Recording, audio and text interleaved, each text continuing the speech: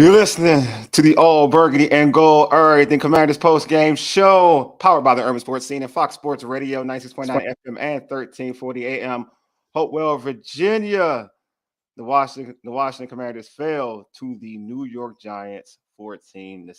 I'm Wole, and I'm joined by my co-host Ray. We also have Darian D.H. Williams, host of the Breaking Command podcast. Man, what's good? What's going on, D.H. man? Hey man, I've had better days. I know.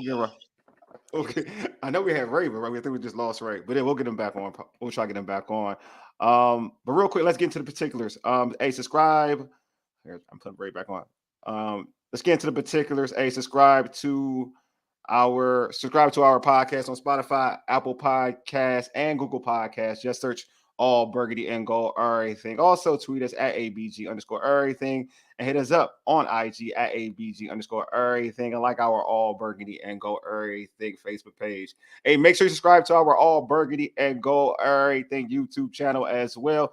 Click the red subscribe button and like this video. Darian, I'm gonna start with you. Yes, you said this is a disappoint. This game was very disappointed. You were disappointed, man. First off, your thoughts on this game, man.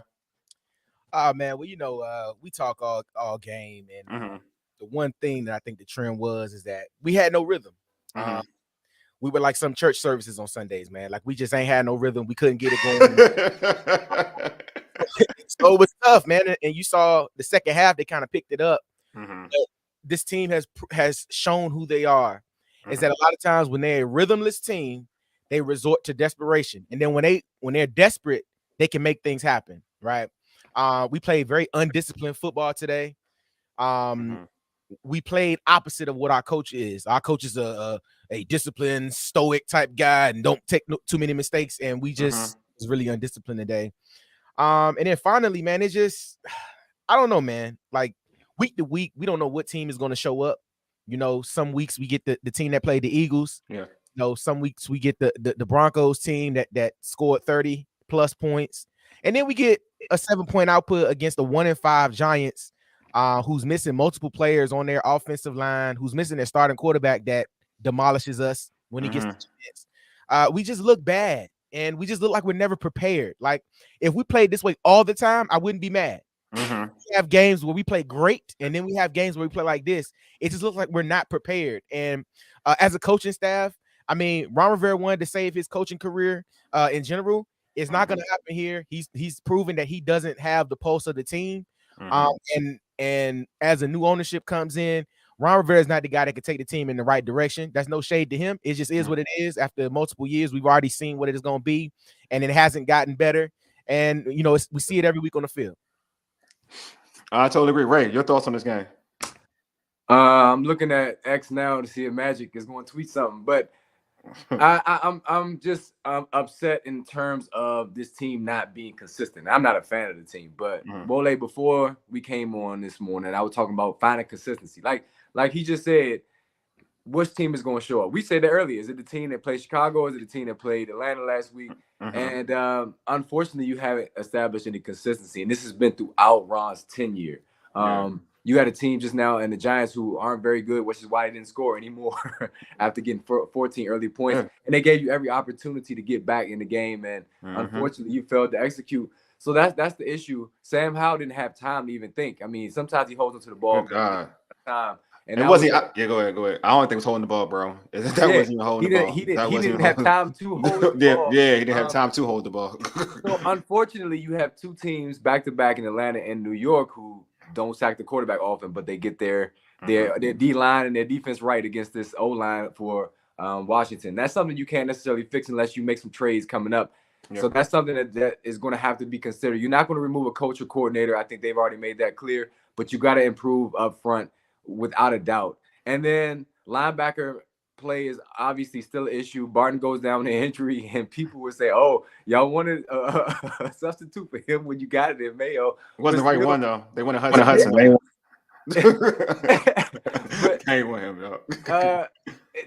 So that's an issue too when it comes to personnel, and who has autonomy over selecting the personnel. Of course, is Rivera, and that's the person that right now people are upset with because he's the one that put this team together. He's the one that's stoic on the sideline during losses. but all of a sudden animated during wins. Now I want to see the locker room today. What is his message today? This is what I'm talking about, Wale. He looked like a deer in headlights today, but last week he was the rah-rah guy. No consistency.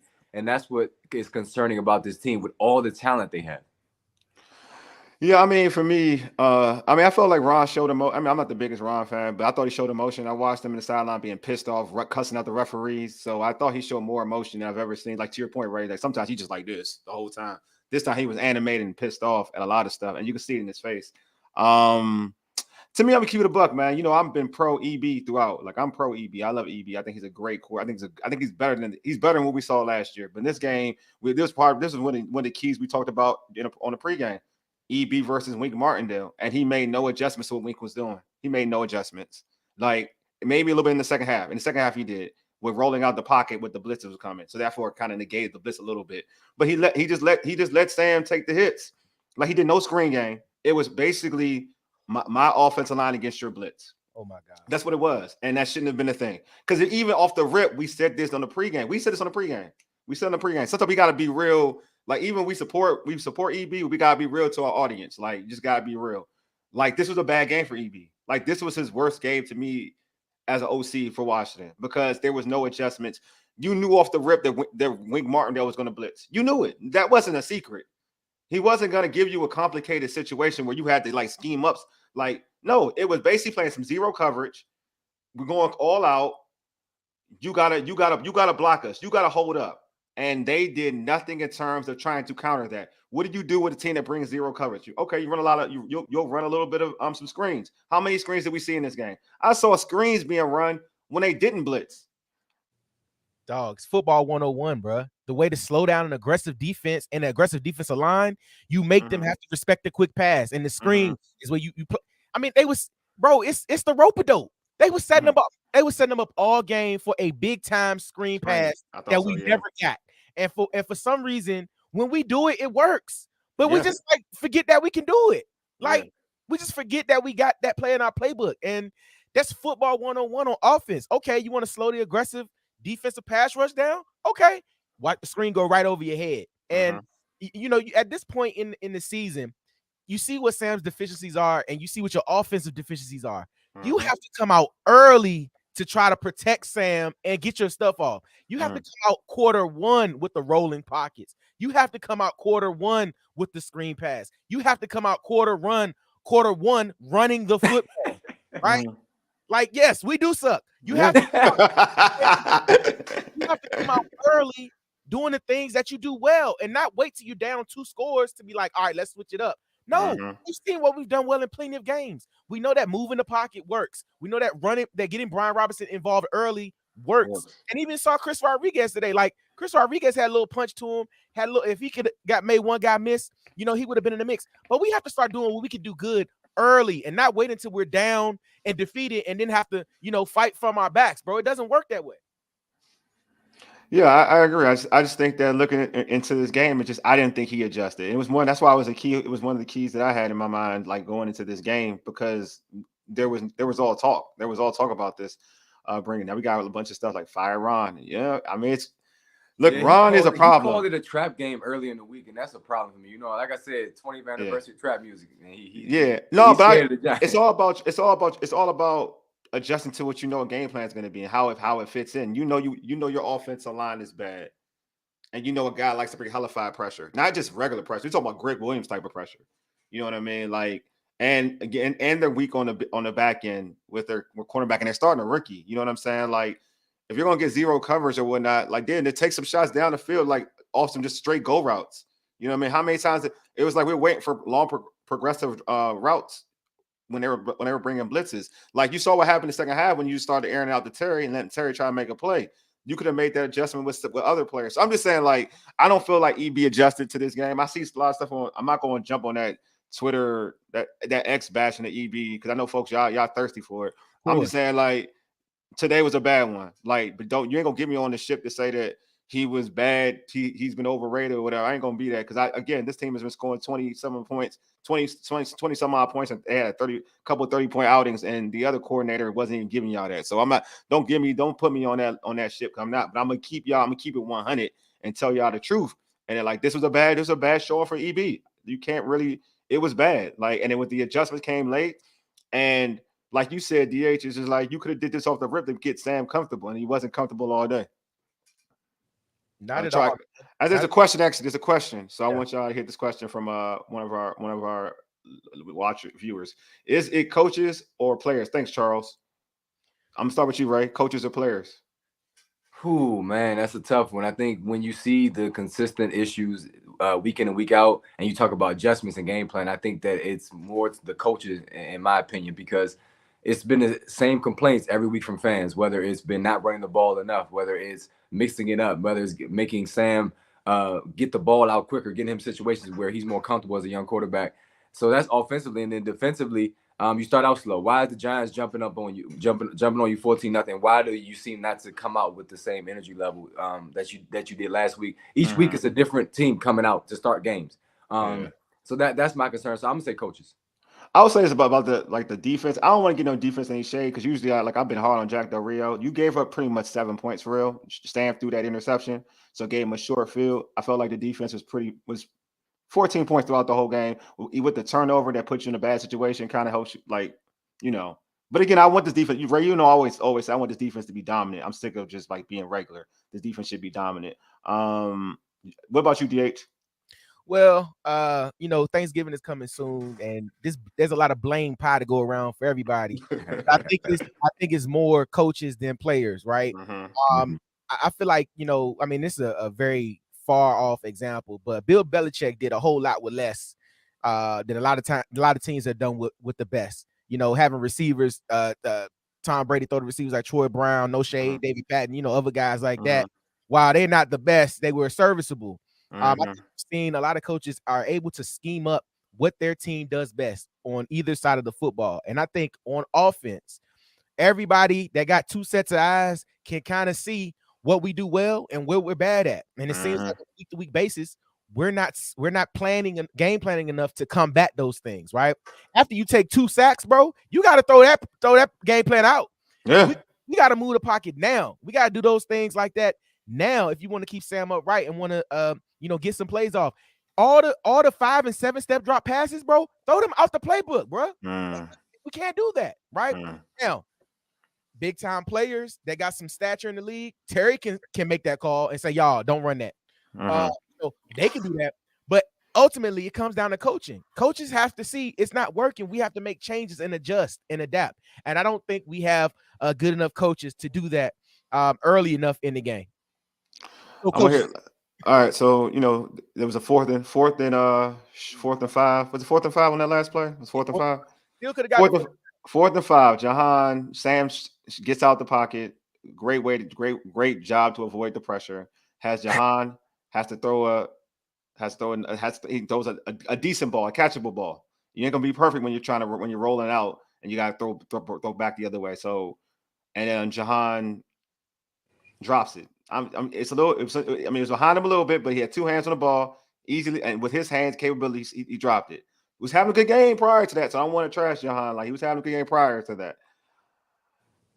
Is there an issue with Jahan right now? I'm gonna start with you, DH. Is there an issue with Jahan? I don't know if there's an issue with him, but I think plays like that separate you from good and great, right?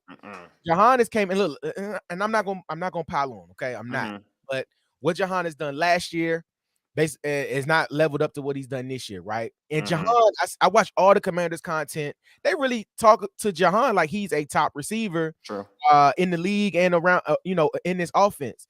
And I believe Jahan believes he's a better receiver, right?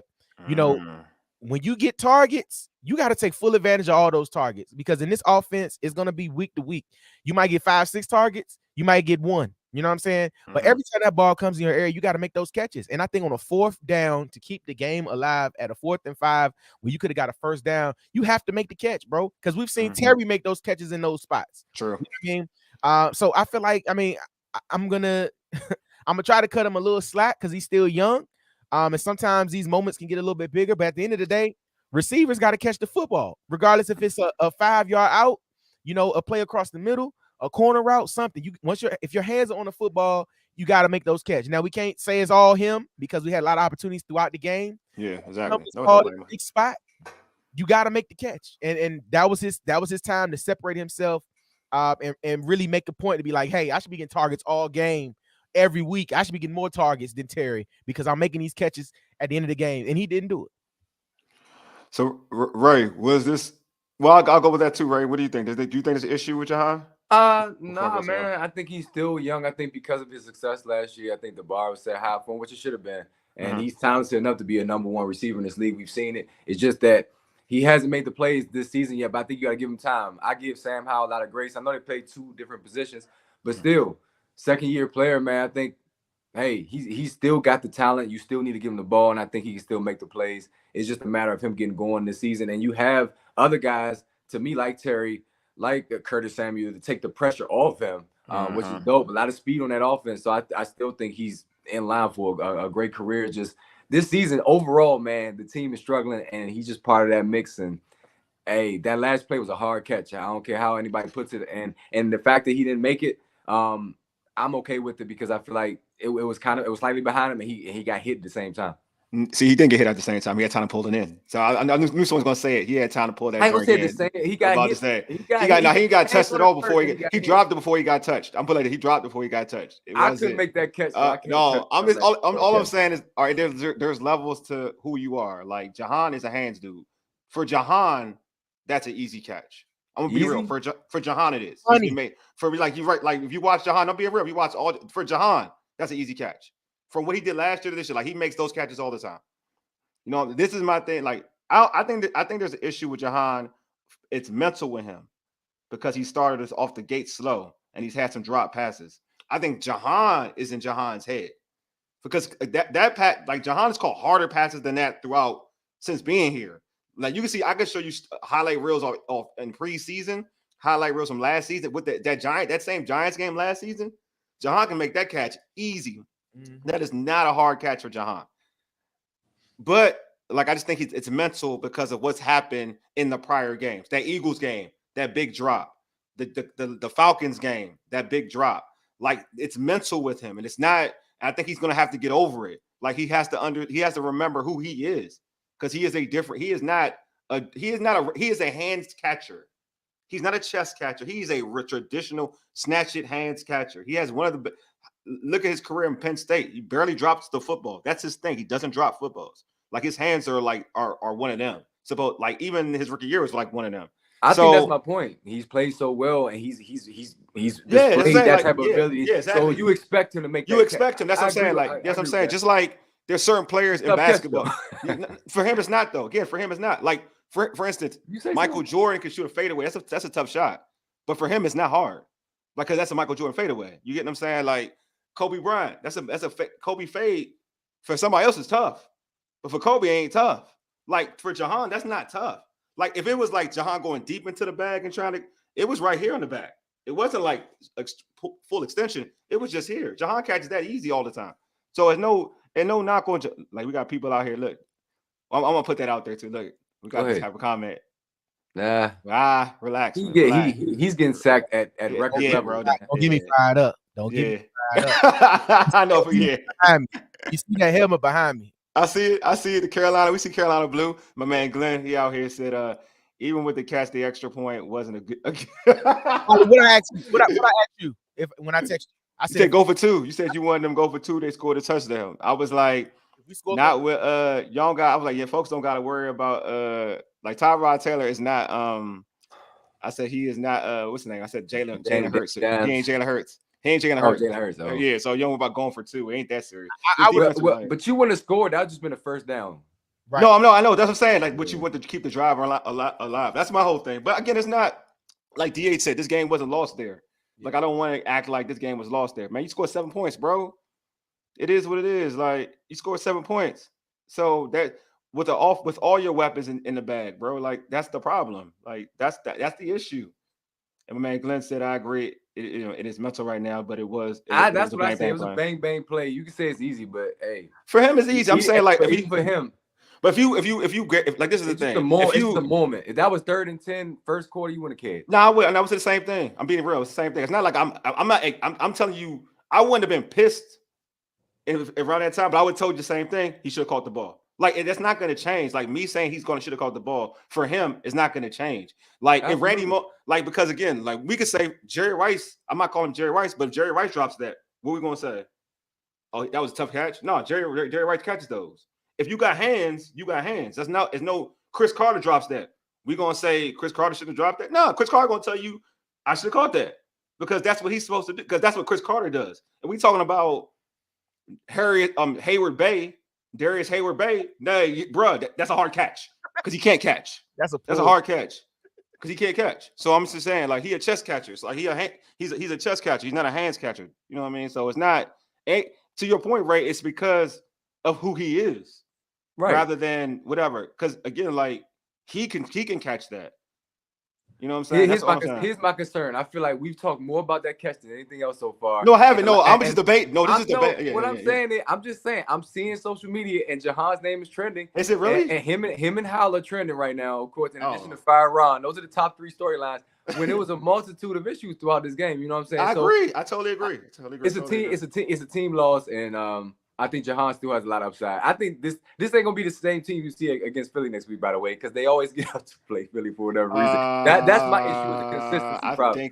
I think they're in. We'll see what's gonna happen prior to that in terms of like the lead up. We can still talk about this game though, but I'm just saying that it's the consistency thing. They get up to play the better teams outside of Buffalo. I think they play well.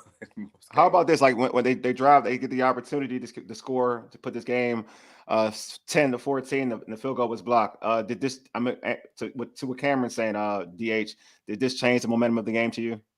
I don't know if I think you could say it changed the momentum. But we still came down, would have been in the same situation, still needing points at the end of the game. It's just, I mean, today truly just felt like you ever just wake up some mornings and you're just off. Like you just feel off. Every red light, you got relentless emails at work, accusations about something you said on a report. Like this is what's today, bro. It just felt like we couldn't do anything. Like we know the team is better than 7-point output, right? Defense played very well today, only giving up 14. But it just felt like we just couldn't do anything right, man. We wasn't getting some of the bounces that we normally get. A lot of long developing plays that just get going. So I think the block field goal was just piling on top, bro. It was just like, okay, it just that point to me was like, okay, it might just not be today, bro. It's just like that at that point in the game because I still had hope late in the game, but once the block field goal and then it was a chip shot, bro. Like it's a chip shot. It just like Sly ain't had to put no effort into it. Like he just got up, just like a little basic Gosling boot and block. It ain't like they was rushing. They was playing for the fake. If you saw it, they was playing the fake. They only had 3 guys rushing up the middle. He got his hands up and got the block. So I feel like that block kind of piled on to the momentum, bro. But it just wasn't our day, man. And I felt it early. Here, my man G Hill says, St. Jude still trash. Hey, he played. He was giving. Hyatt was giving him. No, I won't say that. Hyatt was giving him work. He just was missing. He was just missing. Hyatt was giving that boy work. Like, all right, hey, I'm gonna let y'all pile on today, man. I'm trying. No, being real. Like, no, I'm keeping the buck. Like, Hyatt was getting open. Like, am I wrong, DH? Because I have it on my notes. Like, he was getting open. I was like, he's getting open. I don't know what it is, and I think this is overall about defensive back play throughout the league. Yeah. Do they not teach to get your head around, bro? There you go. This is the beginning of time. No, it's just Washington, though, FYI. That's just Washington. I've heard every defensive back coach get your head turned around. Because they'll literally let you do anything if you get your head turned around. Literally. They will let you club a person if you're looking at football. And it's just your head turned around. In spite of, though, you only lose by 7. It's the penalties that probably killed you more than anything. Yeah, I agree with that, too. I agree with all that. Jamin had a big one. Ooh, he had a big one. Oh, yeah, on the sack. Yeah, he had a big one, man. Honestly, I don't think that was a bad game for him, too. That was a bad, and then, that was a bad game for Jamin. It's plenty of blame. I like to keep it a buck. Like, that was again, I'm pro Jamin. That was a bad game for Jamin. Jamin was getting some work. No. But see, that's what I'm saying. Establishing consistency. We saw a much better game plan, a much better team effort last week than we did this week. I mean, I felt like, I'm gonna be real, and this is the truth. I don't know if it's a better game plan. I mean, definitely better game plan. I agree with you on that one. but I don't think you adjusted to what everybody knew what was going to happen. I think Atlanta, you kind of had like you already had a gist of what was going to happen with Atlanta in terms of what the game plan was going to be, and they were cool with it. Like I think they were just cool with it. Like you knew, I'm gonna say this again, like you knew Wink was going to blitz you. Like you, and he even said it in pressers. Like I'm gonna bring pressure. Like this, you knew. This was no secret, right? And I think this is the most disturbing thing in terms we talk about coaches or players. Is like you didn't adjust, like you knew the game plan. It's like you thought that you had the hogs, you know what I'm saying, as your O lineman, and you don't. Like you're not even close to it. Like you don't even and to think that you can pick up their blitzes like that, like it was asinine to be honest with you. Like the audacity to give up 40 sacks already in the season and just think what you come out the box with is going to work. Yes, like, oh, that's the definition of insanity, bro. It is. That's the you problem. Have 40 sacks, bro. That's you have 40 plus sacks in 7 weeks of football. Yeah, do the math. It's not math. It's not math, bro. I'm saying it's not hard, bro. It's not hard. That's what I'm saying, bro. I'm telling you, I promise you, if your boss at your job came out and was like, "All right, give me your plans," and he's like, "Bro, this hasn't been working. You're doing the same thing, bro. They fire you." Oh, 40 plus sacks at this point in the season, and you come out with the same offensive line blocking scheme. Now, one thing they did do well when they made the change, they had Sadiq Charles come in as a sixth offensive lineman. Not Sadiq Charles. It was Lucas. Yeah, Lucas. Yeah, Lucas. Lineman, and they use him in 12 personnel. 12 personnel. Yeah. Tight end, like things like that. When you have Max Protect, bro, they had him. They had Bates in for pass protectors and Gibson in. Like so, they had like stuff like that. It's just early, bro. Like if you got receivers going out on 2-man routes, that's fine, bro. But I got Max Protect up front, bro. I'd rather not get sacked, take the time, throw it away, whatever. But to show up, literally, the audacity to show up with this offensive line scheme and with these offensive players on the offensive line, and you 40 sacks deep, and you ain't even halfway through the season, it's ridiculous. It's ridiculous. Yeah, and I totally agree. And just even a matchup with Gates versus Lawrence and Williams, like that was a problem. Like Nick Gates, for all the bravado he shows and whatnot, and because he's a rah guy, he'll fight for you. You need to he'll do all that. But at the end of the day, bro, like you still got to do your job. Like you still got to do your job, and he didn't. So I mean, again, like Ray said, this blame can go on for everybody, man. Like everybody can get it. You know what I'm saying? So I don't want to act like just a harp on anything, but going back to the initial theme of it about players and coaches and whatever. Players that need to make plays, and I don't want to. And we talked about this too as well. Like like the Bears game this is different from like I mentioned before, Ray. Like during the pregame, this is different from the Bears game. The Bears game, you felt like they didn't have no energy. This game, it was just like I felt like the coaches didn't put them in a particular situation to be successful, right? I don't feel like the players were just beaten. They just got beat. I just felt like whatever, other than the offensive line, I think the offensive line just got beat, all right? The offensive line just got beat. But I felt like the coaches didn't do what it took to get them ready for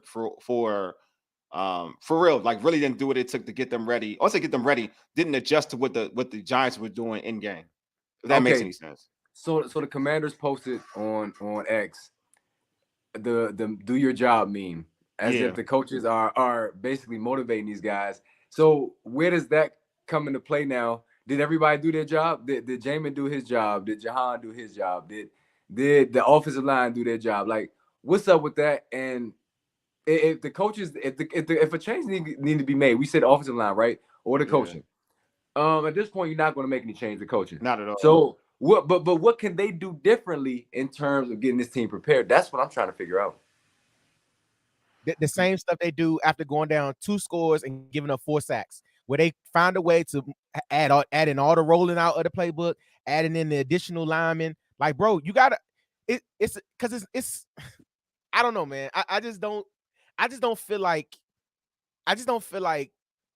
we should be picked in any game going forward. Like, I just don't feel like we should be picked to win. I don't feel like nothing because we're not a good team. We're not.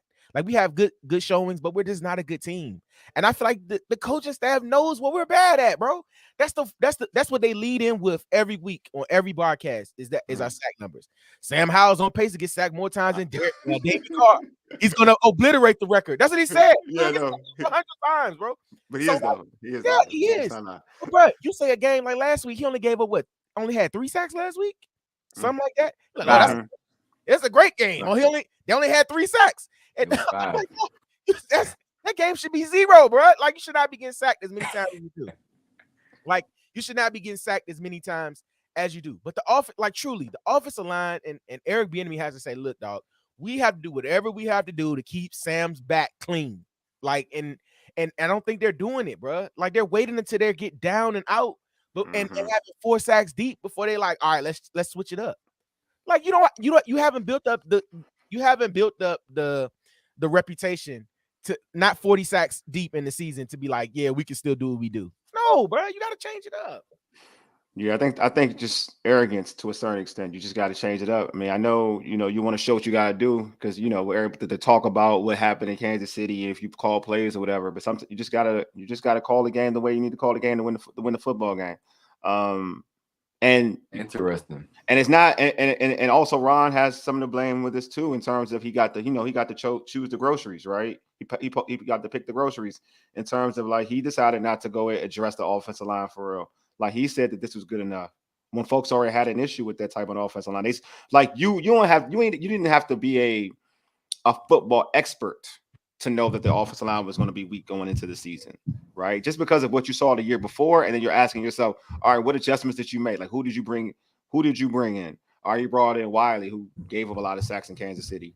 You brought in Nick, Gates, who wasn't a traditional starter. He's a guy who could play. He was versatile, but it wasn't like a center that you can say, oh, he's an awesome center, unbelievable center. You want to move Sam Cosmi to the right tackle, okay? I mean to guard, okay. Well, tackles and guards kind of can work out.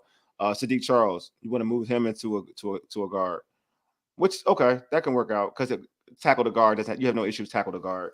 But then you still have Leno as your left tackle. No knock on Leno. I'm not knocking Leno. I'm just saying in terms of your left tackle is typically a guy that's supposed to be a stalwart, right? And again, I've mentioned this before, being in this area and watching this team for years, this team has always had an all-pro, like it felt like this team always had like an all-pro caliber left tackle. And Leno, no knock on Leno, but he's not a all-pro caliber left tackle, right? So it's like you didn't try to fix that position in terms of getting a tackle that can take care of a rookie basically a rookie quarterback. Because if you have a rookie quarterback, ideally you do want a rookie quarterback to have a above average offensive line. You do not want a rookie starting quarterback to have a below average offensive line, because that happens, they get sacked a lot. This year they're getting sacked at a historical rate, right? He's getting sacked at a historical rate. But typically you don't want you don't want a rookie quarterback to have a below average offensive line, because a rookie quarterback is going to always hold the football because they're not sure what they're going to see. So if at least you give them time. Jalen Hurts holds the ball, but why does it work for Jalen Hurts? Because Jalen Hurts has an awesome offensive line. If you look at Phil, he holds the ball. Like he holds the ball for a minute, but he doesn't have to worry about it because his offensive line is legit. It's thorough. So I'm just saying, like, it's just like watching, like Ron Rivera built this team in an incorrect way in terms of like what the target on the offensive line and how he treated the offensive line. So, and now we're seeing it in a game like this against the New York Giants. Wally, can I hijack this segment one? Go ahead, bro. All right, I want to play a game with you guys. Let's play a game. Guess how many sacks the offensive line gave up in 2022? Ray, let's go with your answer. What do you have here? Ooh, I'll say 30. Okay. Wally, for the win, what do you have? I'm gonna go 50. Ooh, that's close, but you went over. The Commanders gave up 48 sacks last year.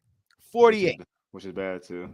By next week, we will have we'll have obliterated that number next week. You know what I'm saying? The Eagles got 5 sacks getting off the bus. Okay, they're gonna have 5 sacks getting off the bus. True. Hey, speaking of what, DH, are you going to the game next week? That's what I want to know. I want to see if you still going. Yep, I agree. Dujane, I agree, Dujane. Yeah, the game plan in the fourth quarter should have happened in the first quarter. I agree. That's what I'm saying. You should have adjusted early, especially the blitz. They were blitzing they were hella five blitzing in that first quarter for real. Like that's all they did. All they did was blitz. I agree. Ray, you're testing my fandom. You know, I'm a season ticket holder, bro. And that's what I'm saying. I'm trying to get the pulse of the fans, man. Last year's Eagles game was very tough. First of all, not the fact that we got smoked 24-8, but the fact that the 60 to 70% of the building is green. And if there's a fan base that I hate more than the Cowboys, it's the Eagles, right? So first of all, I have to deal with them in the stands. And then, you know, I could have won a spelling bee last year of how to spell Eagles for every time they do anything. You hand off the ball. Dog, I promise you last year I did this. We had one defensive drive that was great. Man. And my whole section was Eagles, bro. My whole section was Eagles last year. I was so disappointed. But I got up, was like D-E-F-E. And nobody was crying. Nobody cheered with me. You know what I'm saying? But first, now to answer your question, I probably will go. I don't know. That's what's up, man. That's what's up, man. That's what's up. Took you a while to answer that. It took me a while, but I had to. Because he contemplating as he's talking to you right now. I mean, you know, and then a lot of times it's funny because me and my pops got to see the tickets. So I hit my dad like, what you thinking, man? He like, I don't know, man. What you think? I mean, like, he probably watch right now. What's up, pops? Like, I don't know. I probably will go. I probably will go. If they keep it, then you go. If they keep it good, I'll probably go. See, you one of a few that's going to go to this game. That's going to be an Eagles home game, and I already know it. And the sad thing is, if you were going to get any fans, like I tell in the pregame, Atlanta, that game had more fans in the stands than you see in Commanders games. And now you go out, you lose to the Giants, who the Giants were the laughingstock of the league for a minute there outside of Carolina. Yeah. So you didn't help your cause, man. Rivera's done. I'm sorry. I don't care how he's done. It's a wrap. It's a wrap. Stick a fork him. I don't think the season's over, even though I'm seeing tweets about that or whatever you call them now, posts about that. But about they saying the season's over because you 0-2 in division and you highly likely to lose to the Eagles next week. Yeah. So you might be 0-3 in the division and then you find yourself 3-5. Halfway through the season. So not halfway, almost halfway. So a lot of people are saying the season is over. I think the season's not over, but I think Rivera is done. I really do. You think they don't get rid of him in mid-season? Think they get rid of him? No. I don't think. Well, I don't know how this new regime rolls. I don't know. That's what I'm saying.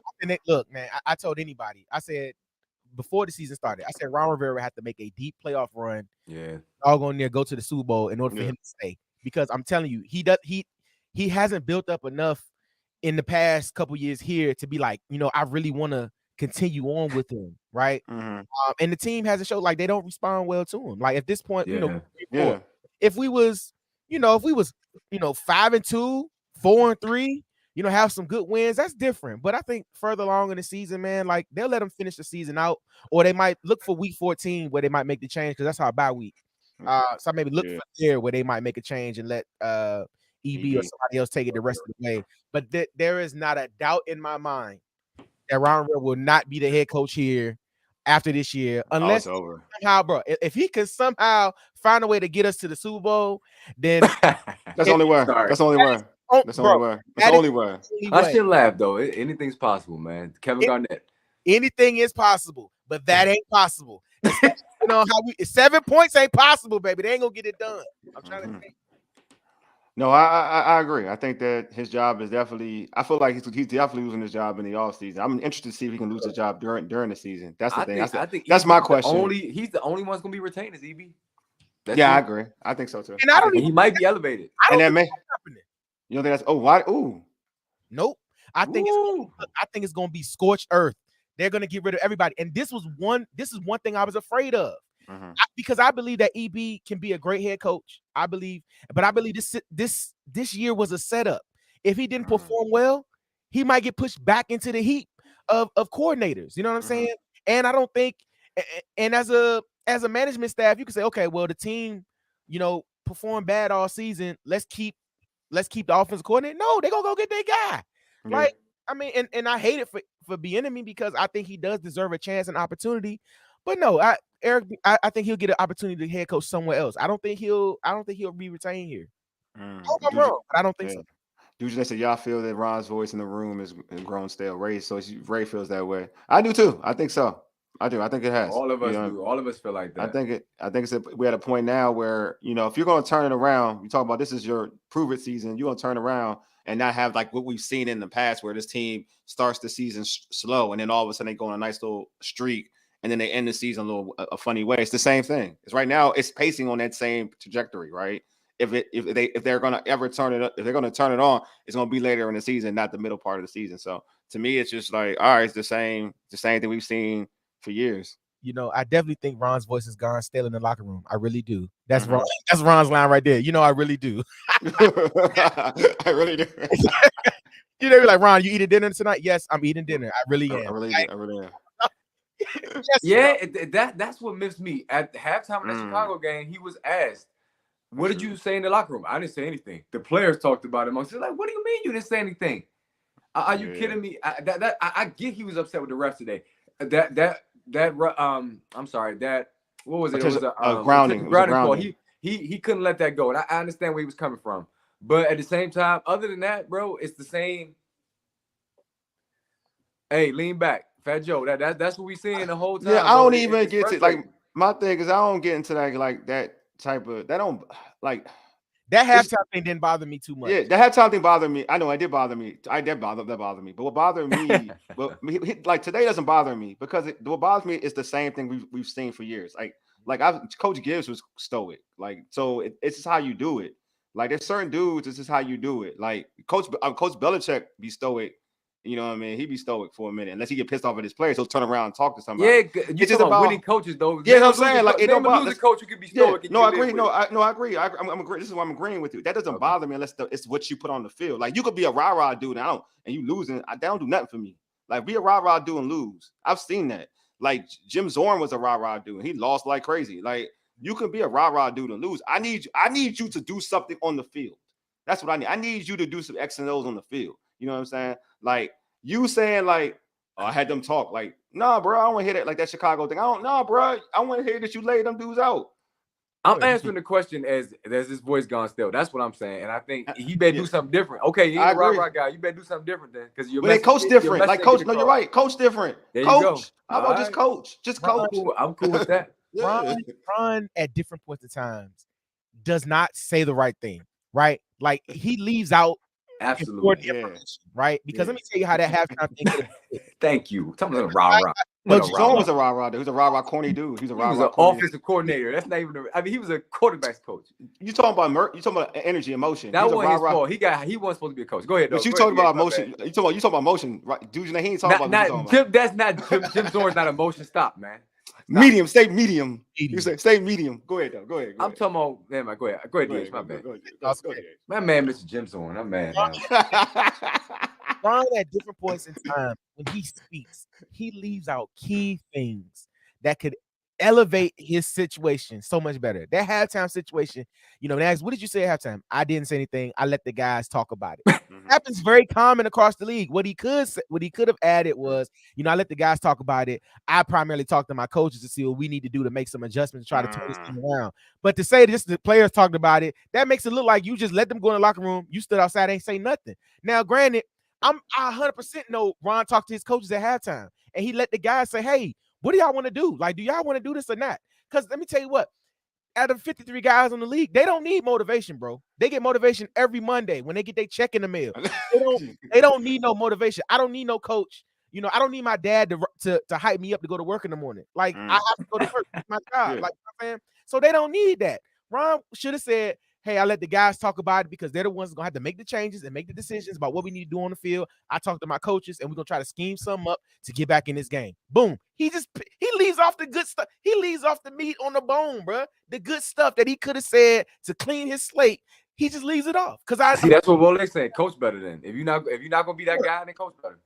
Yeah, but, it's his reputation in my eyes, man. The guy, like Sean Payton's having a horrible season, but he's getting a pass because they know who Sean Payton. People know who Sean Payton is. Yeah, exactly. I agree with that. And it's year one for Sean Payton.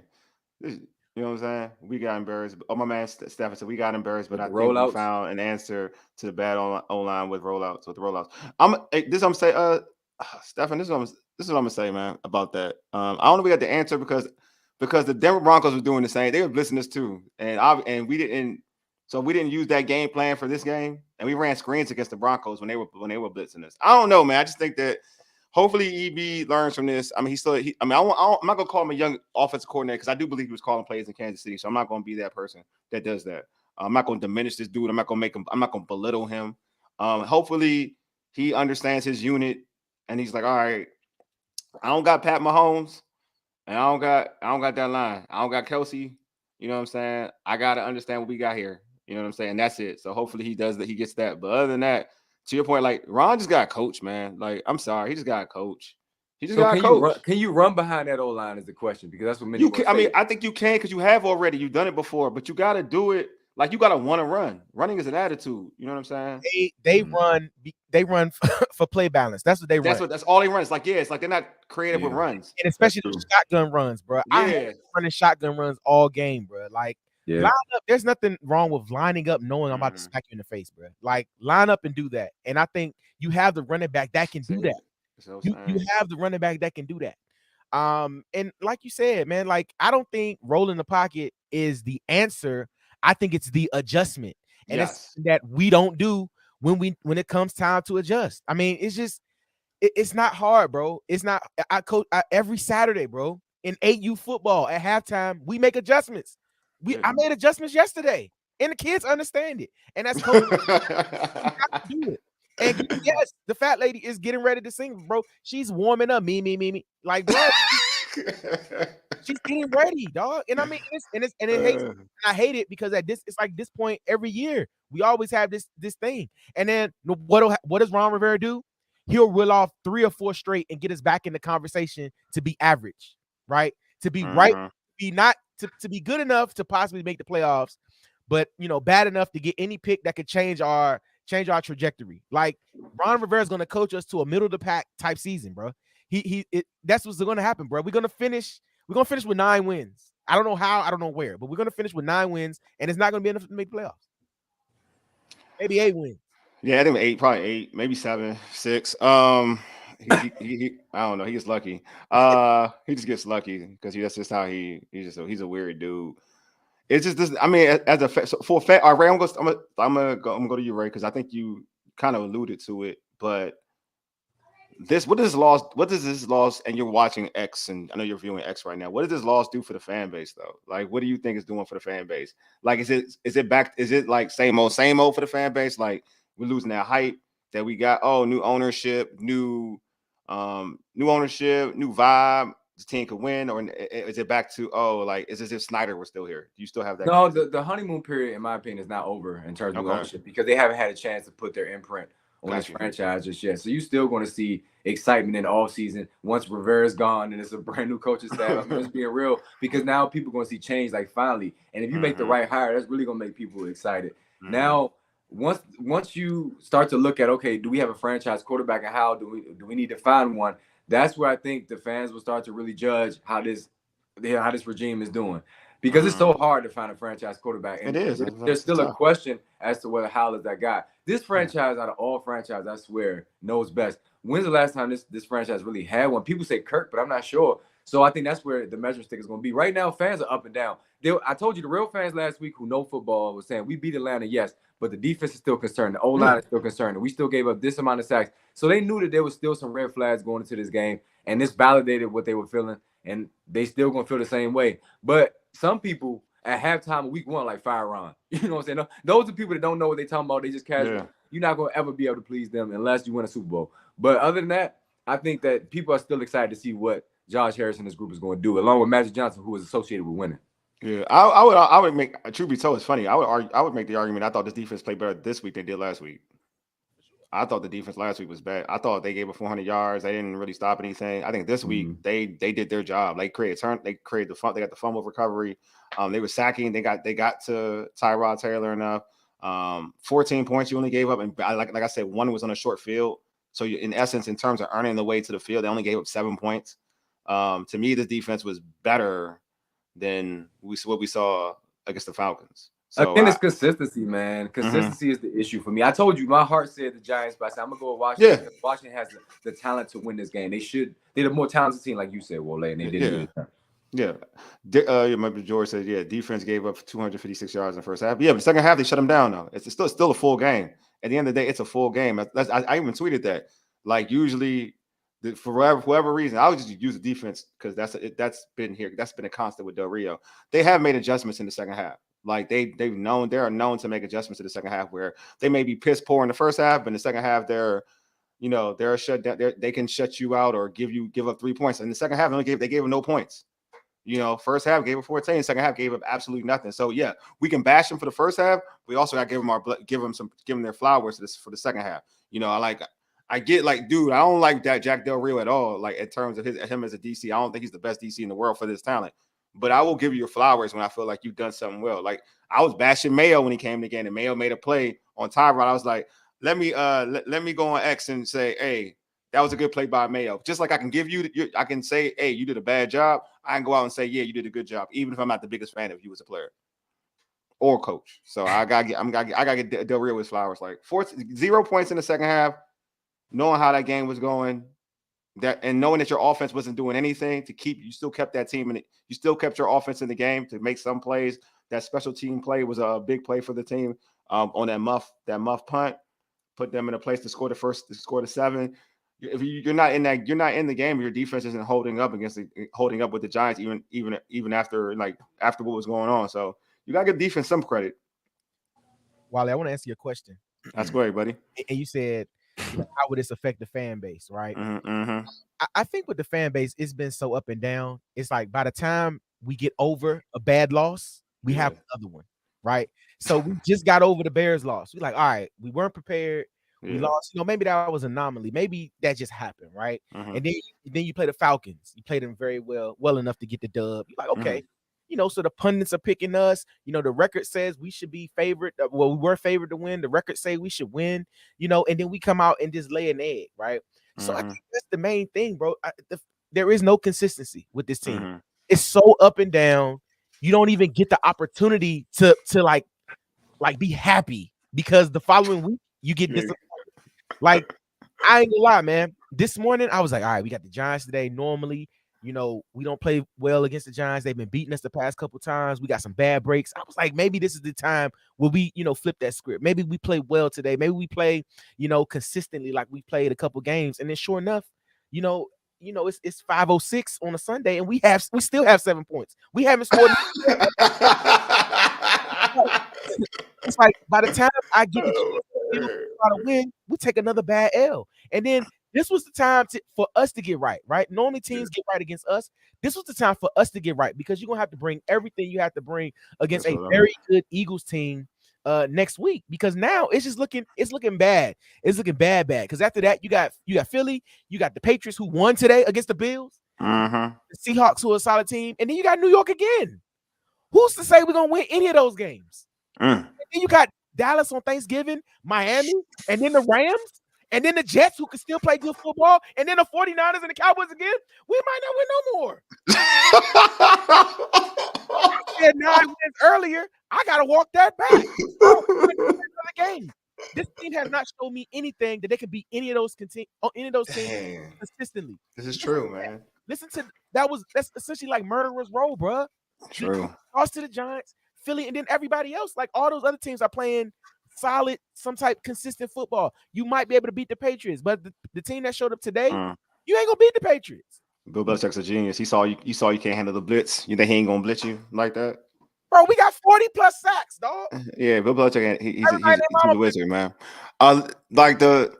I'm gonna get to the Eagles. I mean, like our next show, but yeah, I'm interested to see what the Eagles are gonna do. How they're gonna play defense against us because they didn't blitz like the game in Philly because the Eagles aren't a high blitzing team. I wonder, do they become a high blitzing team after watching the footage? They get home with 4. So why if I can get home with 4 and let 7 and 7 be in coverage, I'm gonna do that all day because that's what Jack Del Rio depends on us to do is to get home with 4 and get sacks. You know what I'm saying? It's gonna be interesting. That matchup's gonna be a little different. I think that one's gonna be a little interesting just because I think that that's gonna be interesting. But I won't be all negative. Is there any Ray? I'm gonna start with you because you're a positive dude. You're a positive brother. That's what I like about you. Get the positives out of this game, bro.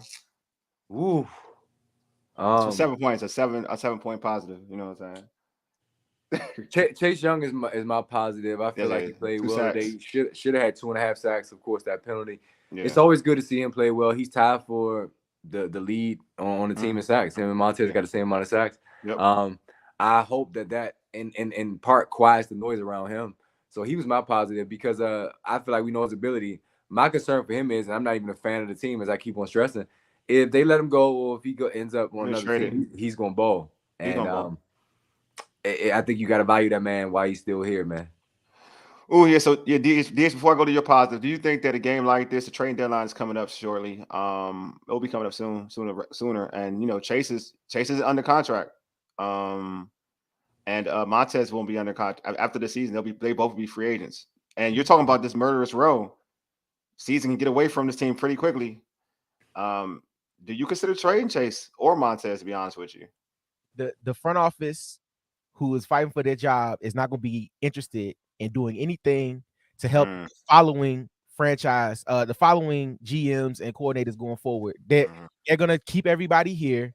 They're going to try to do their best to win these games because they're not going to set the table for somebody else. They're just not.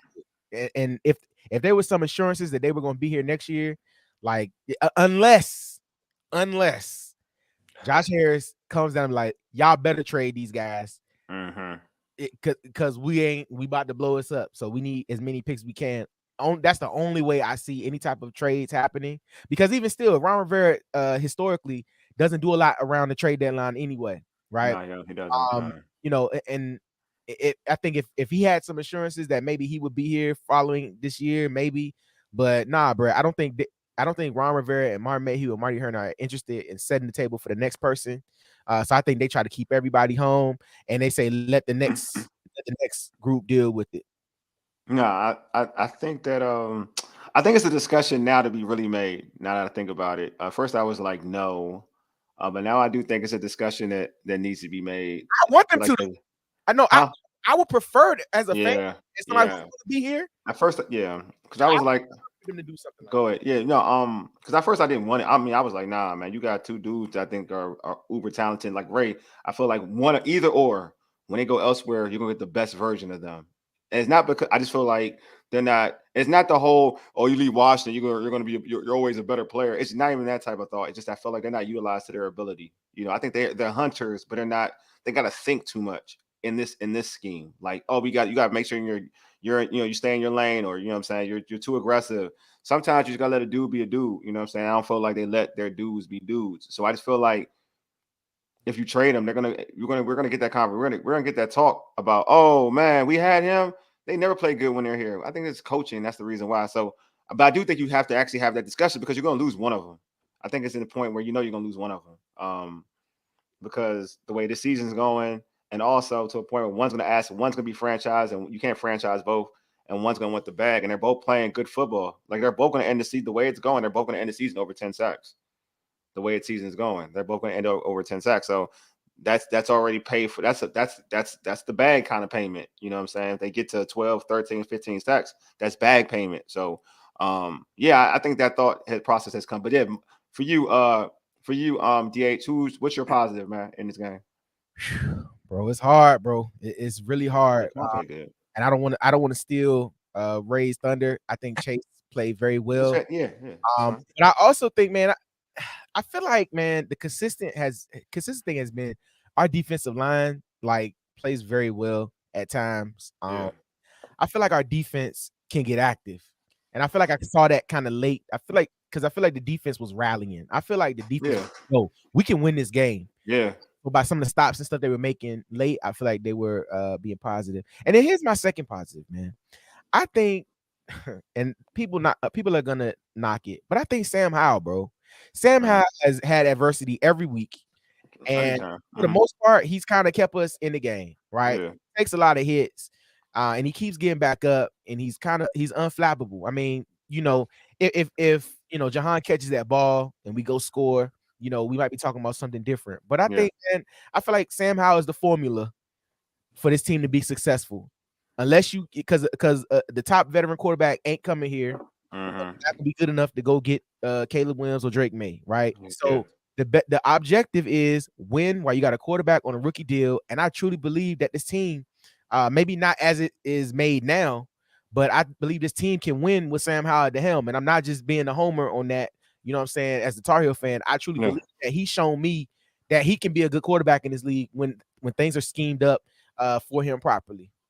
No, I agree with that. I think Sam has shown toughness. I think that he's put in a situation where it's tough. It's difficult, man. It is. Like I mentioned earlier, it's easy. Like usually when you have a younger quarterback, you typically have an above average offensive line. If you're going to start him out there, if you want to trot him out there, because you learn from like the Derek Carr situation in the past. I mean, the David Carr situation in the past. Excuse me, when he was a rookie in Houston. So you kind of learn from that situation. So you want to put him in an advantageous situation where I'm not saying he's the best offensive line, but an above average offensive line. So I do think he's kind of been in a situation where he's had to navigate through a bad offensive line and kind of he's had to he has to fast forward his learning process, right? Because of it.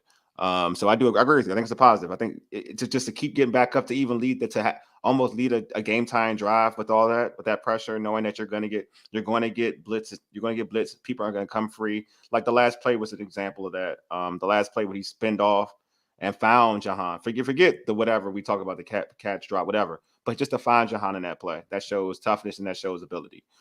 For me, it's like I know it's easy. I mean, it's easy. He's Mr. Reliable, but it's Terry McLaurin. I think he gave this team some heart, momentum, some fight. That play he had where he just took the illegal hit, making that tough play, knowing he's going to get hit. The bomb we caught that he got touched with the helmet. Wished it was a touchdown, but he got touched in the helmet. That took negated the possible touchdown. But he's made plays for this team, like a big fourth down reception, third down receptions. He was big. Terry was big, man. So he consistently is one of the guys that I think Sam Howell can lean on. Eric Bieniemy can lean on. I think when in doubt, to be real with you, when in doubt, when you're in trouble, it's nothing wrong looking for number 17. Number 17 is a guy that typically always does it for this team. So he would be a positive. Another positive, like I mentioned before, would be the defense. I know it's easy to like what they did in the first half. You want them to dominate. Like I always want this team for defense to dominate because I see the ability, the talent. But you started 14, gave up 14 points. You go in the second half, you could have been like, all right, 14-0. My offense isn't giving me anything. It's easy for me. It's easy to say, you know what, we don't gotta, put it. We don't have to be as dominant. But they were. They gave up 0 points in that second half. You know what I mean? So props to the defense. Props to Chase Young, like Ray said, and Montez. They both played well, but props to Chase and Montez. Chase was in a situation where he got a lot of negative flack, but he had big sacks though. He had big sacks and got constant pressure. So yeah, that would be my positive. But this ain't a positive type of day. Like you see my positive feel like BS. You know what I mean? Because they don't have that energy of a real positive. But you know what I'm saying? I'm trying to give you fans out there, you listeners out there, something to hold on to. You know what I'm saying? Because like when Darius hit that schedule, I'm looking at it like, dang, maybe you're right. Maybe they don't win any more games. Maybe they will be in the Caleb Bowl. Maybe there is a chance. You know what I'm saying? Like maybe there is a chance for the Caleb Bowl. You know what I'm saying? But if you're watching, and I want to harp on this too. Like I don't know. To me, I think that, and Ray, you said like the fan base is still in the honeymoon phase with the ownership. I think that is very true, but I don't think they're in the honeymoon phase with this. I think it's different to say that it's separate from the honeymoon phase with like the whole situation with the team. You know what I mean? Like yes, there's a honeymoon phase with the ownership, but it's different with the team. I think the team represents Ron Rivera. So I don't know. I feel like the energy going to games or whatever is going to be hindered because of this loss. Not for the ownership. I think the ownership, that people are going to love the ownership. But I think the trickle down effect with the ownership was having with the attendance to games, I think that's going to change. That's totally going to change because you've given the fan base wants something different. They don't want this feeling anymore of you should have beat that team. Why are you playing down on this team? You should have beat that team. Why are you playing down to this team? If you lose to the Eagles, that's fine. Folks expect that. You know what I mean? You lose a tough play against the Eagles, you lose a tough game to some of these other teams. But when you lose to teams that everybody feels that you're better than, you have more talent than, and you consistently lay an egg, then I think the fan base is like, no way, you're the same old Commanders. And that I think is hard. It's going to be hard to bring those. The people that you brought back are going to leave you again. Jonathan Allen said that last year. I would love to play in front of the home fans and have a raucous crowd. And then they came out and laid an egg. Okay, the team is talking about the sellouts and touting that we selling out, and half the building is other teams' fans, and we getting smoked, bro. I sat out there in the rain against Buffalo, and watched us get smoked, bro. I did that. You know what I'm saying? I sat out there and watched us get smoked by the Bears, dog. Smoked.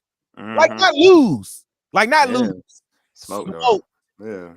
Like in those 2 games, you know, we got was it 77 points? 77 points, bro. Like the teams were smoking us, dog. And I'm just like, bro, you cannot. And I said this last year when Jonathan Allen mentioned that. I'm like, bro, don't worry about the fans. Yeah. I worry about stop getting y'all butt kicked on the field, dog. Because I'm gonna tell you, the fans will show up once y'all give us a reason to. Agreed. The fans will invest in the team once you give them a reason to. Like me going out of my way to pay for season tickets, I don't have to, but I want to because I want to enjoy myself on Sunday. I'm not enjoying myself going to the games. It's not fun when half the building is the other team. And it's not fun when I'm watching us get smoked. That's why when we got home games, it's always a question if I'm going or not, or if I can make some money back from these tickets because I don't know what team is going to show up. Bruh, I'm not even mad about the Buffalo game as mad as I am about the Bears game. Yeah, we're going to wear black jerseys. We're going to be tough. We're going to be this. We had a break. We ready. Da-da-da-da. And then DJ Moore scored 3 touchdowns for 230 yards. Play Madden on him. Play old school Madden on him. I know. It's terrible. I might have scored. Like, I don't know. They put up so much point.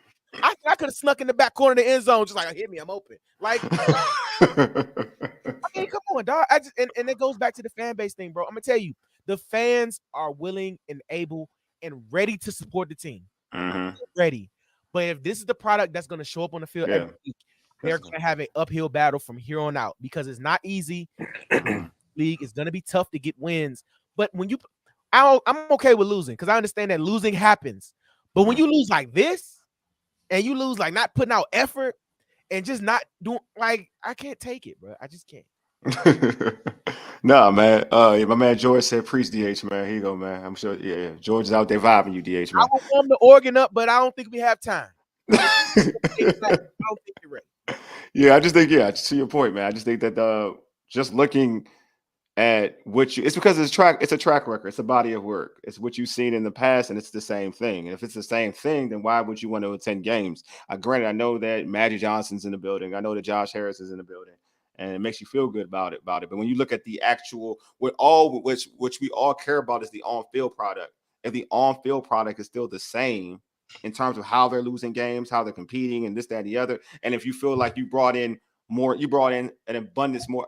talent, then you're like, whoa, wait a minute. Why is it the same thing? Why am I being stuck in traffic to go to this game? Why am I spending all this money to go to this game? Like, why am I buying all this food to go to this, like at this game and spending my hard-earned cash to be at this game when granted it's the same thing? I'm hoping for something totally different. So I don't know. Like, I feel like the Eagles game is going to be interesting. I know it's a sellout, but I feel like that's different. You can say sellout all you want, but that to me, that's going to be an entirely Eagle crowd. It's going to be an entirely big Eagles crowd. I'm being real. Like, I feel like sell out when I sell my tickets. Yes, I'm saying. I think you're gonna get fans like that to keep it a buck. You're gonna keep people like this is what this. But again, you caused this. I'm with you, DH. Like John Allen came out and was like, I want this, man, to keep that same energy. I've heard like terms like that, and I love John Allen. I think he's a dog.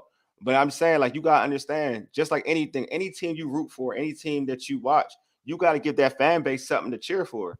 And if you don't give them anything to cheer for, you're going to get this.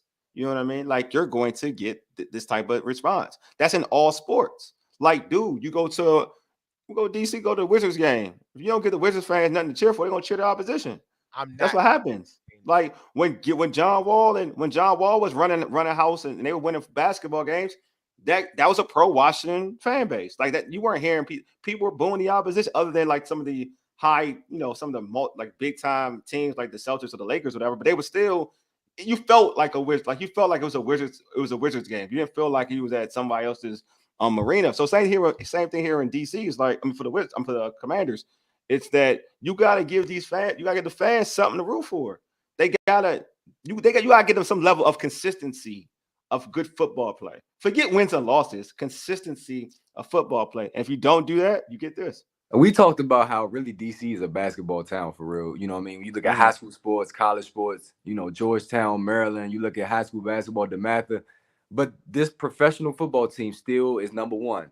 Yeah. Man, get it, fans. You got the dreams of a new stadium going back to the district, man. Yeah, You got all the alumni who still live in this area. You have the ability to bring in more than just the fans that live here and reside here, but fans around the country. It's people in other countries that do podcasts to cover this team, dude.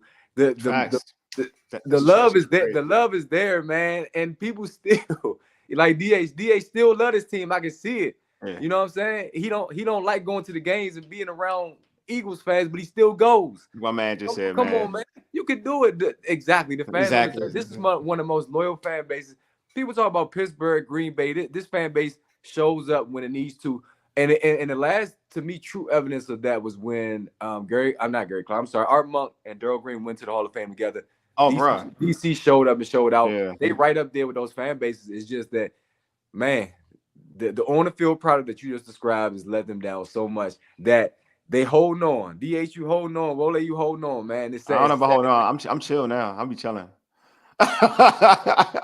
You holding on. You look at your shirt. Look at your hat, man. You holding on. Oh no, I'm doing it for the show. I got it. You guys, Brandon. This is a show thing. Did you pay for that shirt, or did somebody give it to you? Oh no, I paid for this to go to the game. When I went to the game, I can't look. It was sort of blackout thing. I ain't go. Exactly. You invested into that team. Why? Because I'm not gonna be. Dude, I'm gonna show out. You have chilled out in comparison to who you were. Yeah, you ain't rah. You already know. You already know who. You know how I used to punch holes in walls, bro. I know that. But I'm saying you can't punch no holes right now, but you still holding on. You still doing this podcast, man. Come on, man. Like you still here, man. Y'all still here. I mean, I'm still a fan of the team, but to me, I felt like just like anything, when you're used to, you start to. I mean, it's just like you start to be immune to some of this stuff. Like when you get used to it, you're getting used to this type of stuff. Like I'm really watching. I'm pissed, but I'm looking at Giants game. Like, yeah, you going? Yeah, this is what they do. Like I'm really like, this is what they do. Like literally, I'm like I wasn't this year in general. I have been less mad because I really came to the realization that I truly have no control. Right. So I just try to enjoy it or do whatever. But really, this game, I wasn't mad. I was more just disappointed because I just felt like this team that showed up was not the team that we've played with all year. Like it's just we couldn't do it. And it's bro. It's just making adjustments to play better. If we lose this game, you know, 24-20, you know, it's something close. Like if we played with a little more fight, a little more effort on offense, because sometimes you still get beat. But it's just like we just wasn't prepared. The on the field product. If for what I'm hearing from y'all, this is a therapy session now. What I'm hearing from y'all is the on the field product matters the most. You tried HBCU nights. You hired Jason Wright, Jennifer King. You have passed out turkeys in Southeast, man. None of that works if you losing, my dude. And nobody's coming back until you start winning. Until you look like a team that a fan base can be confident in. Even going up against the Giants again, we were talking about, I'd rather have Tyrod than Daniel Jones. No. Daniel Jones maybe rather than Tyrod. That's not a confident fan base, man. Yeah. You can't do that, man. Like I root for a different franchise. And today I want oh man, we going against Baker Mayfield. I would rather see this person. I don't care, bro. You know what I'm saying? That's what's up. You know what I mean? Like I feel like I'm serious, but this team, it matters. Like you named all the schedules. Like you might not win no more games, man. I don't like looking at schedules because look, the Jets with 2 starters down on defense beat the Eagles, man. Why can't Washington game as a winnable game? And the Patriots, you know what? And the Patriots beat the Buffalo Bills. But you know the difference between all that? The coaches are better. I won't even lie to you. The coaches are better. You got a GOAT coach in New England, and I'll take that Jets coach over Ron. Like you talk about emotion, I'll take that Jets coach with emotion over Ron Rivera any day. There you go. So let's bring it back. You take Robinson over. I would too, man. I want to hear all this stuff in Atlanta. Yeah, exactly. But you bring it back, it all comes back to that coach. And that's why that's the biggest change going to happen this offseason is Coach Rivera is gone. Whether you got 6 wins or 10 wins, I think he's gone. I agree. I think that he needs to. I mean, to me, we've had Doc on this show, and Doc always talk about players. We had it the last time we had Doc on, Ray. We were talking about players, this, that, and the other. And I want him to just go on. I just want him to go and do his thing. But my mindset was like, nah, bro. It's coaches too, bro. Like players play, but coaches set you up to be a dog. Don't get it twisted. Like coaches set you up. There are certain levels of players where it don't matter because they just that good. Like they can uplift you regardless of whatever. Like Tom Brady is that type of quarterback. Like he can uplift whatever scheme, whatever coaching you get. Like he got to a point where he was just a coach on the field. Peyton Manning was that type of way, even with a bad shoulder or whatnot. But nah, like these players and they're young players, they need real direction. Like they need real direction. Like you got young dudes and they like, and you're wasting folks' prime. That's what's bothering me. Like you wasting, like Terry McLaurin, you wasting his prime being on your like for you Wasting my being with you prime. as a coach. Exactly. He's wasting content creators prime right now. Primes, right? You know what I'm saying? Real talk for this commander stuff. Like, there's so much. This team has so much. We talk about this we talked about in the offseason, right? Like, there is talent here. There's legit talent that I feel like you get a better coach here. You win in real football games. This is not a thing. This is not like this defense don't got this player. This offense don't got this player. Like, you're like, oh, they got players. Like, you put a different coach out here, you can win some football games. Well, I remember we talked about, DH, you can testify to this because you've been a season ticket holder. It's culture. Think about Mike Tomlin, what he said. Mike Tomlin said, Chase, I would love to get you in this squad, but I got to lose too many games to draft a player like Chase Young. You know what I'm saying? That's the mentality you got to have, man. We talked about it before. We compare this franchise to Baltimore because Baltimore's right up the road. Bro, it's just a difference, man. And the thing is, Baltimore hasn't played their best this year, but they went out and they did their thing today. Waxed Detroit. And you don't ever see Washington get a blowout win. Like, where it's like, all right, we can chill in the fourth quarter. We're feeling good. Right. That's even going. That's doing even easier than that. Look how Detroit do. Campbell didn't change Detroit. Yeah. Like Detroit got to have a transfer. It's Detroit got a transfer organization. Like Detroit, that's what I'm saying. It's culture, and Coach Rivera just couldn't do it here, man. And Coach Rivera might not have been the right person, but I think he was a diverse pick, and that's what at the time Dan Snyder was going for. He was trying to change the narrative around the franchise. Ooh, Eric is garbage. Ooh. Say Eric Bieniemy. I won't say all of that. Well, a lot of people saying that I sent you a tweet. Somebody said he is Scott Turner with melanin, which I felt was disrespectful. That's real disrespectful. Y'all acting like Scott. Y'all forget. Y'all revisionist history. Like, y'all act like Scott Turner is bad. Eric Bieniemy. When's the last time we scored 20-some odd points? And today was horrible. Like I said this earlier. Today was the worst effort in terms of calling plays I've seen him this year. He deserves criticism. No, I agree with that. Yeah, I agree this with year, you guys criticizing. Yeah, this year I agree with that. No, I agree with that. Today was the worst. But again, other than today, like he probably gave you more offenses that you've ever seen. Yeah, that too. But he's the most offense we've seen like since before Scott Turner. Like, to be honest with you. Post game quotes are starting to come out. John Allen, he is typically one that you like to interview after a loss because he gives you some decent stuff. Some decent comments. He's not too high, too low. He gets mad. I mean, he got to fight on the sideline. But today, he wasn't having it. He said they whooped our ass, plain and simple. He wouldn't even give a real answer. Sam Howell's taking a lot of responsibility. He said he missed Jahan on the last play. He also said it's hard to overcome such a bad first half. No coach from Rivera yet. He's a stand-up guy. Just the players so far. And then a lot of the media in person are saying, did it take you guys too long to adjust on offense? That's the question Bieniemy is going to have throughout the week. So I'm interested to see the response as to how that you move forward. You guys are basically saying the same things over and over again. No adjustments too late. We're seeing the same stuff over and over again. DA said it in the beginning of the show. If we keep doing the same thing over and over again, we're going to lose our jobs in real life. Yeah. Facts. And the stuff that's not working, keep doing over and over again. But that's real talk. I don't know, man. At least you're not in prime time this coming week. If this was a Thursday night game against the Eagles, that would be happy. But they're never gonna be They're done with prime time. I mean, look, Cody Barton got hurt. I feel like I apologize to Cody Barton. He's ranked kind of high. He's top 10 in the league in tackles, which is I gotta be apologized because like if I knew that Mayo was gonna be his replacement, I'm sorry. Like, I want Cody Barton in the game all the time. Like, I don't want him out. I thought it would be Khalid Hudson, but it wasn't. If it's gonna be Mayo and Cody start every game, I want Cody every game. I ain't gonna ever say nothing bad about Cody ever. Like, he can miss every time. Well, maybe that's what Coach Del Rio knew. He knew what we had behind him is not the greatest. So, hey, you better appreciate it. Oh, man. Well, he could have played. I still think he could have played Hudson and Jamin together. They did that the last game against the Cowboys. And they look good. But if he don't want – look, if that's the only play for him in his mind is Mayo and not Khalid Hudson, I'm for it. Cody, you're great. For it. Cody, you're great. Get healthy soon. I want you back on the field. I want Cody Barton back on the field. Hey, by the way, so people saying that you got to upgrade the O-line at the trade deadline, right? I think the only way that you can do that though is you got to trade one of them them folks on the D line. That's it. I think that's the only way. No, it's either if one of offensive linemen, they're not going to do it. Like DA said, you're not going to do it. It's either Chase or Montez to get an offensive lineman. You ain't getting no offensive lineman off from another team, a good one off the rip, like for nothing. You're not going to. Sorry, it's not gonna. It's not happening unless you want to go ahead and call out. You want to make a call for Taylor Lewan, who ain't doing nothing. And Taylor Lewan, I ain't gonna lie, Taylor Lewan better than what they got now. I won't hold you. He's better than what they got now.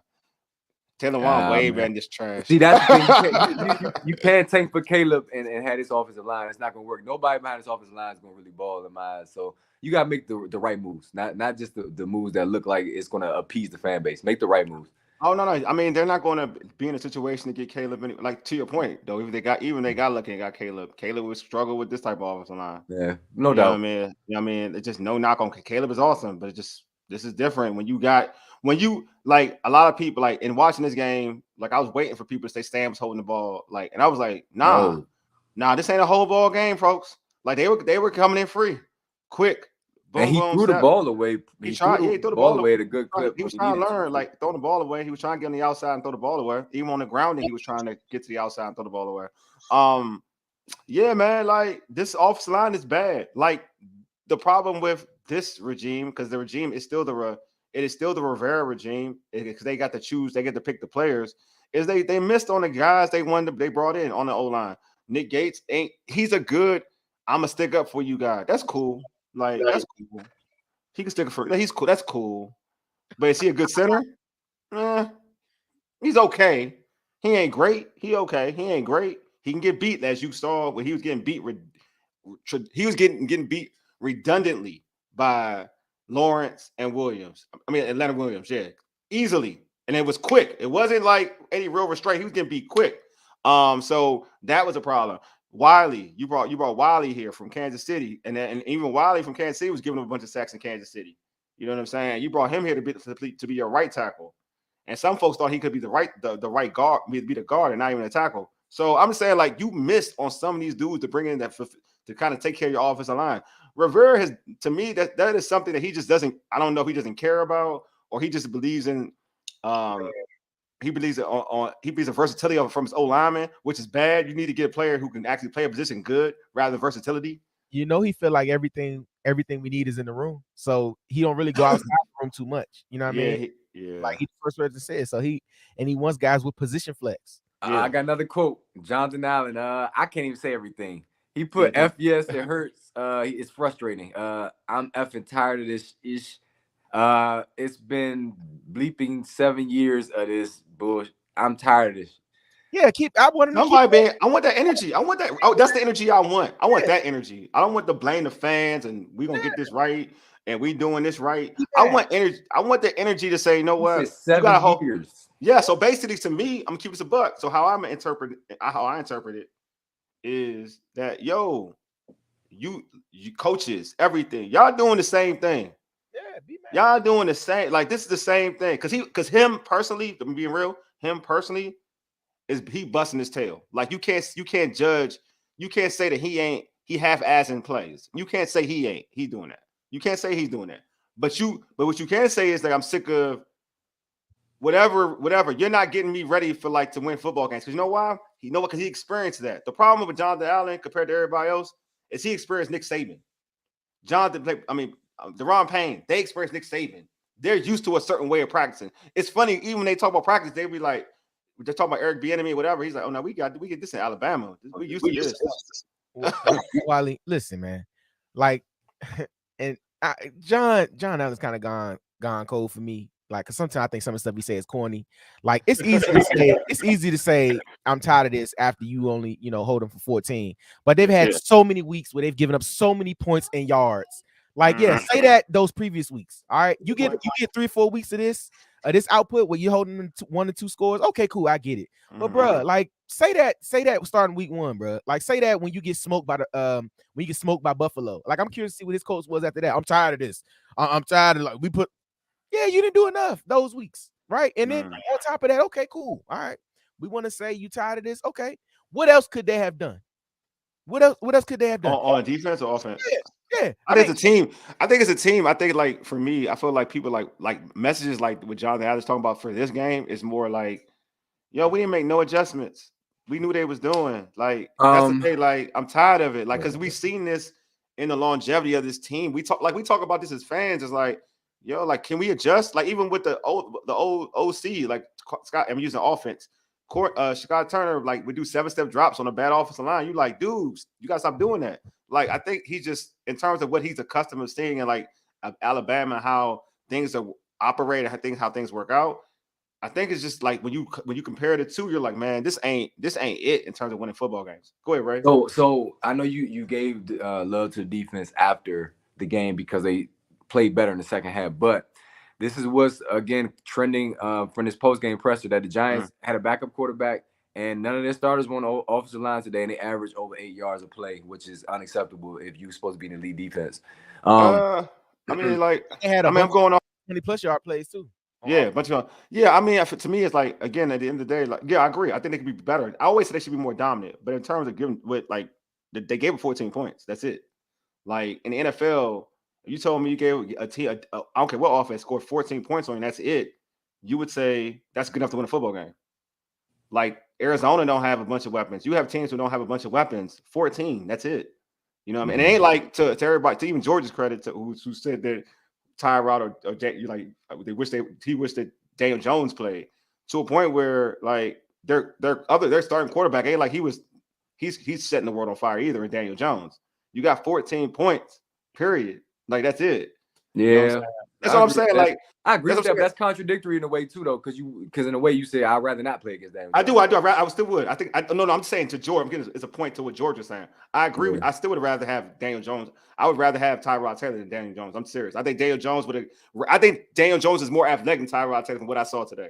I think Tyrod Taylor isn't as fast as like he used to be. I think Daniel Jones would be a little bit more elusive in terms of like some out of the pocket stuff. But yeah, I mean 14 points. I ain't gonna ever argue against 14 points. I will, and here's why. Because the Giants hadn't scored a touchdown in forever before that, and they how much they scored against Buffalo? How much they scored against Buffalo? It don't matter.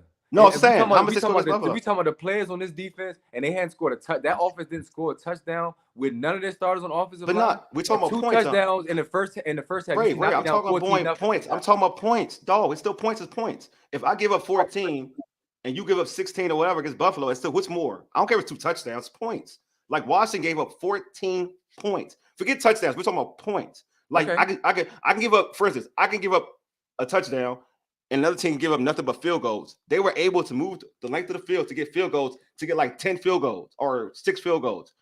They gave a touchdown, but they gave no touchdown. They gave up field goals. You're still moving the football. You're still moving the field. You're moving the ball.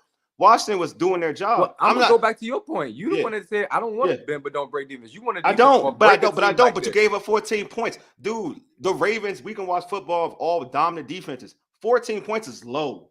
Like I'm not being mad at you giving up 14 points. Like, do I think they should be better than that? Yes, facts. But for me to argue them giving up 14 points, I'm never gonna be like they gave up 14 points. Them defense is bad.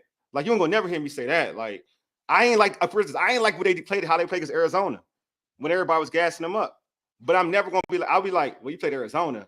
I get you, but also you play Arizona. I'm just saying, like, I'm not gonna harp on saying your defense was bad because you gave it 14, and then you shut them out the whole second half. So it's hard for me to argue. I'm not gonna crap on the defense, especially when your offense only scored 7. Like they only scored 7.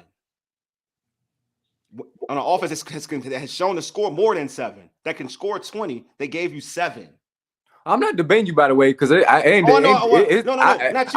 love your passion, though. I'm not debating. I know you're not. It's for the people that I know what you're saying. I'm just saying for the folks that like who are getting on the defense, not you. I'm just saying like I'm never gonna like it's 14. Go ahead. So the Giants have scored 0, 12, 3, 16, 9, and today they scored 14. The best game they played obviously was the game they won against the Cardinals. They scored 31. Yeah. But they only reached 14 one other time. You know what I mean? So yeah, well, how about this though? This is the thing. So you know flow of the game, right? How many times were they on the field compared to Washington's offense? You get what I'm saying? Like you're getting 3 and outs, but the defense is on the field for most of the game. Defense was on the field for a long time. I agree with that. All them other games that you're referring to, the offenses were doing something to keep them off the field. We don't know. We haven't watched the Buffalo game. They did. I watched the Buffalo game. We all watched the Buffalo game. They did that. You know what I'm saying? We watched the Cowboys game, like the Cowboys game. They were just like it's different, bro. It's just different. If you telling me like Washington was literally 3 and out, 3 and out, they had more opportunities in this 3 game. and out, 3 and so it's different. Right. So you saying that the defense, the fact they only gave 14, considering how long they was out there, that speaks it's to better. It's better than what it could have been. I tweeted this. It should have been worse. It should have been worse. To be honest with you, the way that offense was doing nothing, that offense was doing legitimately nothing. It should have been worse. Hey, I mean, yeah, go ahead, Darius. My bad. I would love for Jonathan Allen to say, "We got to give up less points." Seriously, because as a that was my whole point. As a defensive player, and I'm not giving them no heat. Yeah. As a defensive player, I say this: okay, offense can't get it done. We got to give up less than 14. We got to get off the field. We can't get them another opportunity to score some points. Because let me tell you what, Ray Lewis would have said the same thing. Exactly. Derek Brooks would have said mentality, baby. That's what I was saying. All of them would have said, you know what? It's not working on offense. We're gonna make it work on defense. So I would go to the huddle. Okay, 14 is too many points. We got to find a way to only give up 7 or find a way to only give up 10. You know what I'm saying? So like stuff like that, like I get it. You frustrated, you upset. You can't put it on the offense. You play defense. If you can make it different for offense, go sign up for fullback. Go ahead. But on defense, you can only control that side of the ball. So you got to say, hey, we got to figure out a way to give up less points. And truth be told, if they'd have found out a way to give up less points early in the season, we might not be in this situation right now. Nice. I agree with that. I agree with that. But we could have had sometimes instead of y'all giving up 30, instead of y'all giving up another 30 burger, instead of y'all giving up 40. Bears, 14. Or you get a pass because you don't give up less points. Come on, dog. Like and everybody, this for everybody. I'm looking dead at the camera. Everybody need to get it together. Offense need to get it together. Eric Bieniemy every Wednesday on his press conference. Hey, with that being said, I'm all ears. Well, if you all that's it everywhere. You're right. Somebody tell you what to do when you go down 14-0. Okay, listen to what we need to do. Ron Rivera, unfold your arms and loosen up. You got to be flexible, all right? Tell your guys that we need to get it together because he's fighting for his coaching life, not just with us. He's fighting for his coaching life. Ron Rivera will coach another team after this one, okay? So if he want to continue to coach these guys up for this murder's row, it's not getting any easier, okay? Everybody need to shut up. I agree. And figure out what you do well and do that. I got one question, and we can get to them comments too, because those are the comments. The offense didn't show up today. I agree with that. Okay, go ahead. Real quick. So, was this a get-right game for the Giants today offensively? Would you say that because they only scored 14? That's all I want to know. No, it's not. Okay. The Giants they'll be bad. Right. They'll be bad again. That's not a get-right. 14 points better not be. 14 points better never be a get-right game for anybody. I don't care what you are. And treated us like food. They was like, oh yeah, we eating this week, but they gonna still be stink ball club. Facts. Man, let my man. Okay, so you want to get back to those comments, right? Okay, so let's go. Yeah, because he made some good points. He basically saying that defense almost won the game for the Commanders, but almost ain't. Hey, I don't know. I agree with you. I just like he said that mentality, man. A lot of people that I've always said that though. Yeah, I know. Go ahead. That dog mentality feel like that's what's lacking. And that will make the difference of them giving up points against a team like New York. They have the talent to be a really strong defense, and everybody knows that. And I think that's the expectation to be one of great defenses, but they just haven't lived up to it yet. All right. Armand also said we were 1-3 on third down. No 113. Yeah, 113. Sorry, 113 on third down. No excuses. No, I mean, right. I always say that though. I say that's where I go with coaching. I feel like they don't coach the mentality to take your lunch money. I think that's more coaching than the actual the players, because I feel like, for instance, you saw Wink Martindale. It's a prime example of what I preach. I'm not going to be as extreme as he was today, but it worked, right? Like he's out there to take your lunch money. He's not passive. He's not trying to give up anything. He's trying to put the quarterback on his butt. That's what his goal is. He is dictating. What they did was dictate. You know what I mean? They dictated everything defensively. To me that's a style of coaching. You can't have a player and say we're going to dictate and that's it, because you got to be in this. You have to be in the scheme to dictate. You know what I mean? If I'm playing a passive style of defense, I'm gonna be passive. Keep the ball in front of me. I'm passive. You know what I mean? But if I'm here to dictate, I'm trying to take everything away. Then that's what it is. Good. You have 5.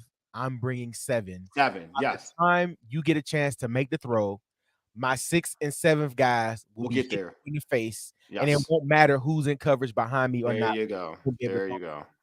A lot of times on defense, I really wish we would take that mentality, especially when we go Cinco, right? When we go Cinco package at 5 guys, need the blitzer, send one more than what they can block, And then on the back end, hope your guys can cover enough in single coverage. But the thing is, we hope to get 4 home, and then we don't get 4 home, and still don't play on defense. Don't make the play on defense. On coverage. They got 4 guys out on routes, and we got 6 guys back there, and we can't. Still don't work. That's what I'm saying. That's what bothers me all the time. That's what bothers me. My man Michael Gross said, "Where's the screen? The cornerback route? Comeback route? Something to counter the blitz, bro." That's Michael. Watch the replay. Trust me, it's in here. We've been talking about it all day. All right, so finally, Coach Rivera's come. He's spoken. So he's basically saying we got 10 games left to go. And you never. He said 10 games left to go, and quote, you never know what's going to happen. Yeah, so his job is never. He never knows what's going to happen to his job. That's what it is. You got 10 games left. I really do. Like, man, get out of here, bro. He said quarterback controversy. New York. Tyrod going start. Oh. They gonna trade DJ to hold to contract. Ain't nobody taking that contract. Nobody taking that, dude. No, I mean that's wishful thinking though. Nobody gonna take his contract though.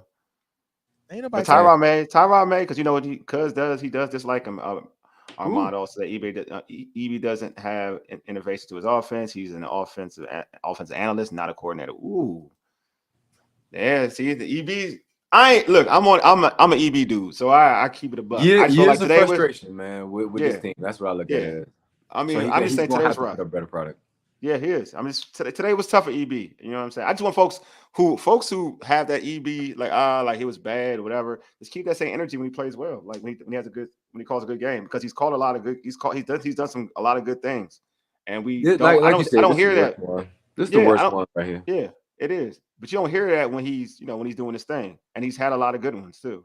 A few good ones. The losses, you can't blame the Chicago one on him because that was the defense. Other than maybe other than this, to me, again, this game is it for me. Wait, the Eagles game was great. Like, what do you want from him? Like, the Denver game was good. You know what I'm saying? He wasn't bad. I mean, Atlanta, his second half was bad. His first half was good.